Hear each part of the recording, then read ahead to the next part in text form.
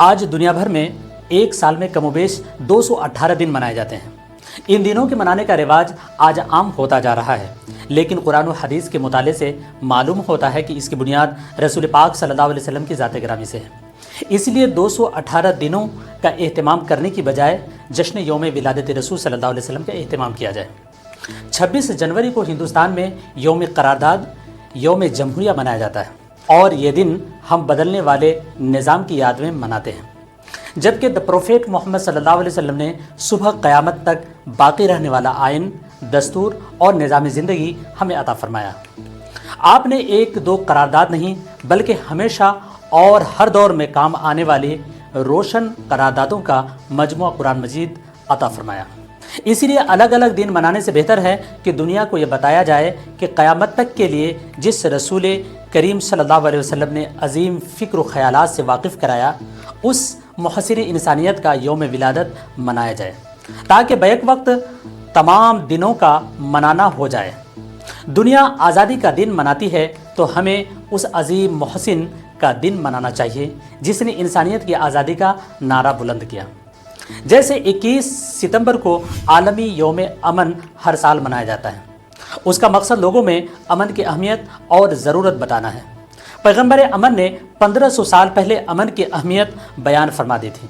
پتھر کھا کر دعائیں دی، طائف میں لہو لہان ہو کر دعائیں دی، دندان مبارک شہید ہونے کے بعد بھی امن قائم رکھا۔ مدینہ منورہ میں بھرپور توانائی، اثر و رسوخ اور طاقت و قوت کے باوجود امن کو برقرار رکھا۔ تمام جنگیں پیغمبر امن پر مسلط کی گئی تھیں، آپ نے تو بس دفاع فرمایا تھا۔ دفاع بھی اس قدر پرامن طریقے سے کہ کبھی قیدیوں کی رسیاں ڈھیلی کرنے کا حکم صادر فرمایا کہ کبھی معمولی فدیہ پر اور کبھی بغیر فدیہ کے یوں ہی قیدیوں کو آزاد کر دیا۔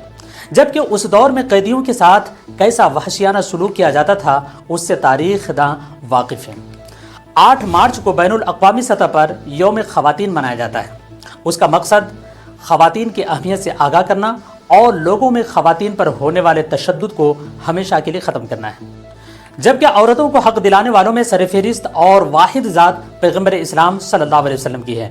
آپ کی ولادت سے پہلے سہمے وجود اور دبی کچلی ذات کا نام عورت تھا، مگر پیغمبر اسلام صلی اللہ علیہ وسلم نے سماج میں پنپتے ہوئے لڑکے اور لڑکی کے مابین بھید بھاؤ کو ختم کیا، دونوں کو برابری کا حقوق دیے۔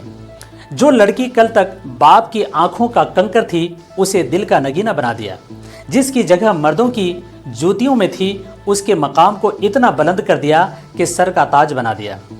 کل تک جو ذلت کی علامت تھی اسے عزت اور عظمت کا نمونہ بنا دیا۔ فرش کی پستی سے اٹھا کر عرش کی بلندی تک پہنچا دیا۔ ان کی پرورش و ساحل تربیت پر والدین کو جنت جیسی لازوال نعمت کا مژدہ سناتے ہوئے ارشاد فرمایا کہ اپنی اولاد کو برابری دو، اگر میں کسی کو کسی پر فضیلت دیتا تو لڑکیوں کو فضیلت دیتا۔ اسی طرح 21 مارچ کو عالمی یوم جنگلات منانے کی قرارداد 28 نومبر 2012 کو UNESCO جنرل اسمبلی میں پاس ہوئی۔ اس کے تحت ہر قسم کے جنگلات، درختوں اور شجرکاری کی اہمیت کو بتانا مقصد ہے۔ یہاں بھی نبی کریم صلی اللہ علیہ وسلم کی تعلیمات ہماری رہنمائی کرتی ہوئی نظر آتی ہیں۔ دی پروفیٹ محمد صلی اللہ علیہ وسلم فرماتے ہیں کہ اگر مرنے سے پہلے تمہارے پاس اتنا وقت ہو کہ ایک درخت لگا سکو تو ایک درخت ضرور لگا لو۔ اگر انسان کو معلوم ہو جائے کہ بنجر زمین کو آباد کرنے کا کتنا ثواب ہے تو زمین کا کوئی چپا بنجر نہ رہے۔ شجرکاری کی اہمیت سے دنیا آج آگاہ ہو رہی ہے، اور پیغمبر اسلام صلی اللہ علیہ وسلم نے آج سے 1500 سال پہلے فرما کر شجرکاری کی اہمیت بتا چکے ہیں۔ 22 مارچ کو پانی کا بین الاقوامی دن ہر سال منایا جاتا ہے۔ اس کا مقصد لوگوں میں پانی کی اہمیت کو اجاگر کرنا ہے۔ پیغمبر اسلام صلی اللہ علیہ وسلم نے پانی کی حفاظت کے حوالے سے جا بجا ارشاد فرمایا۔ اسلام تو وضو میں بھی زیادہ پانی بہانے کو فضول خرچ بتایا ہے۔ دنیا آج عالمی یوم آب منا رہی ہے، جبکہ ہمارے دی پروفیٹ محمد صلی اللہ علیہ وسلم 1500 سال پہلے زیادہ پانی خرچ کرنے کو فضول خرچ بتا چکے ہیں۔ اسی طرح سے 7 اپریل 1950 کو WHO نے ہر سال عالمی یوم صحت منانے کا اعلان کیا۔ اس دن ہر سال عالمی پیمانے پر لوگوں کو صحت کی اہمیت کی طرف توجہ دلائی جاتی ہے۔ پیغمبر عالم صلی اللہ علیہ وسلم کے فرمان کا مفہوم ہے کہ وقت اور صحت کے جانے کے بعد ہی انسان کو اس کی قدر و قیمت کا اندازہ ہوتا ہے۔ पैगंबर इस्लाम सल्लल्लाहु अलैहि वसल्लम ने ऐसी चीज़ों से दूर रहने का हुक्म दिया है जो इंसान की हलाकत का बाइस हों। इस्लामी शरीयत में उन चीज़ों का खाना पीना हराम या कम अज़ कम मकरूह है जो इंसान की सेहत या अक्ल के लिए नुकसानदेह हों। उसी तरह से 22 अप्रैल 1970 से यौम अर्ज़ यानी अर्थ डे मनाया जाता है। इस मौका पर दुनिया भर में माहौलियाती तहफ़्फ़ुज़ का शऊर बेदार करने के लिए जलसे मुनक़्क़िद किए जाते हैं।